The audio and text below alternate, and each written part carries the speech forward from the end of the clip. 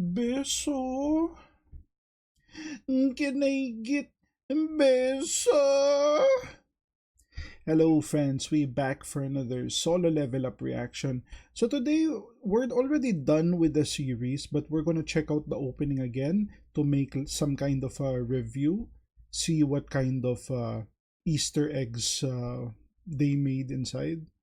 So without further ado, let's check it out. Okay, so he's sitting on the chair, which uh kind of reminds us of the chair where Ignis was guarding, right? And he kind of has the hoodie, which I don't remember him having a hoodie. I think he used to have a hoodie, but now he's not.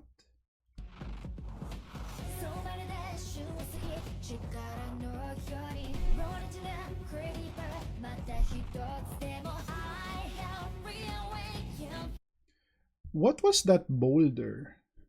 Was that meaningful? Okay, so he's in the snow now with some blood in his face. I don't know. I don't get this part. Actually, this one, I don't think we saw this at all within the season, right? I wonder if this was a movie reference or just misdirection.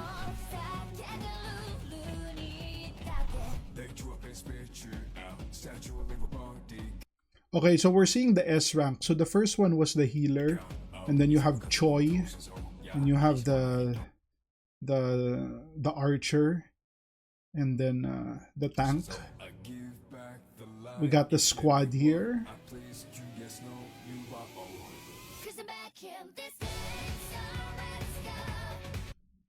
Who are we fighting here?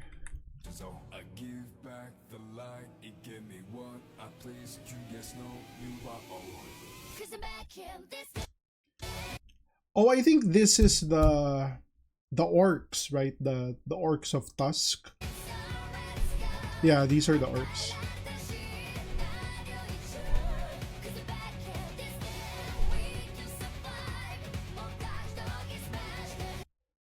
A bit of misdirection, right? Because they are showing the S ranks fight in the city where when they fought the ants, they were like only in the cave, right? We didn't see any fight scenes in the city, so a bit of misdirection here. And even the things they're attacking don't even look like ants. It actually looks like, legs of giants. And what was that? What was that casino roulette? What was that reference for?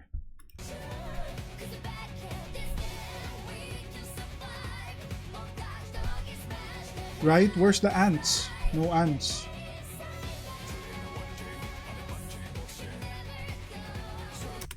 Was it a reference to the RNG of the system where when you get the potion of life, it's you don't know what it's gonna be based on, and you kinda got like a bad roll because your int stats were your lowest stats, right?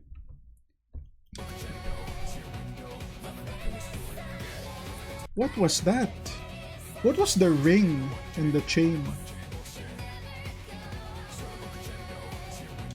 Is this dad? Is that the dad?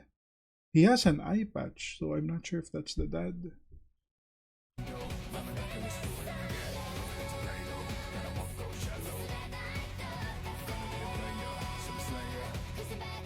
Oh! So we got the elf, the guardian, right? Or I guess the chaperone, right, for his trip in the S rank dungeon, watching him fight Gaia. Oh my god, this looks sick.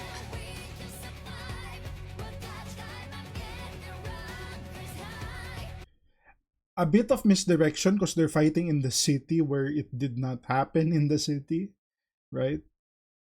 Because if you watch this and you analyzed it, that would have been crazy. That would imply a dungeon break, right?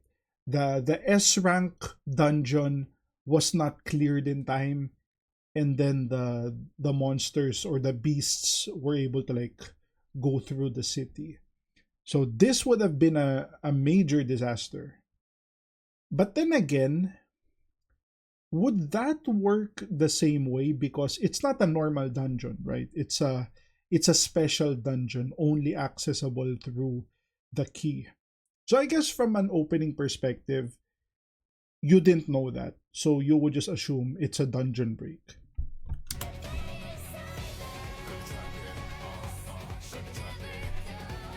Wait, what was that?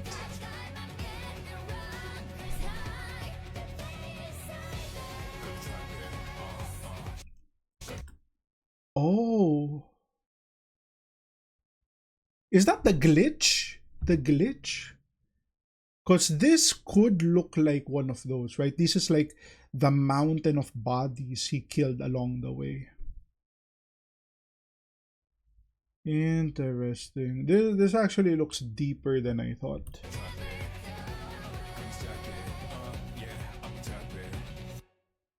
All right. And you had like the old body there lying down.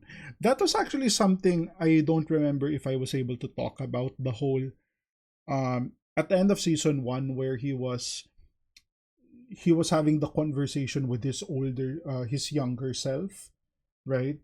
And saying, like, you're gonna die but not now. The system's not done with you yet, something like that. And that was always such a weird thing. I think the show itself passes off as something very straightforward, right? Not complicated. But that's just because the whole glitch effect isn't something that's prevalent in the series. You know what I mean? It's like, what's a nice way to compare it? Something like Hunter x Hunter, where we're in the stage where we don't have Nen yet. Everything looks like it's just skill. Things, the fight scenes are just martial arts or tools, although there are complications there with like the characters that have summons, the guy with the snakes, the girl with the bees. There's something else going on there, but we just don't know, right? And then we learn later. So I think that's what we're gonna get in season 3. We're gonna get a little more answers to the question about the portal and the two beasts we saw at the last episode, which we have no idea what they're plotting or how they fit into the picture.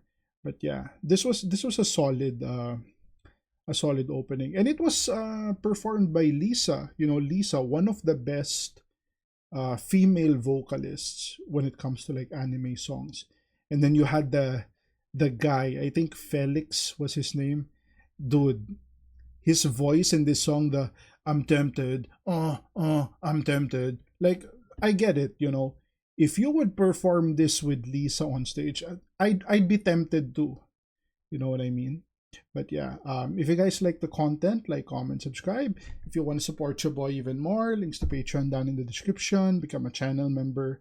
And put some beso in the comments, guys. Because your boy needs a little beso. And I'll see you guys on the next one. Cheers.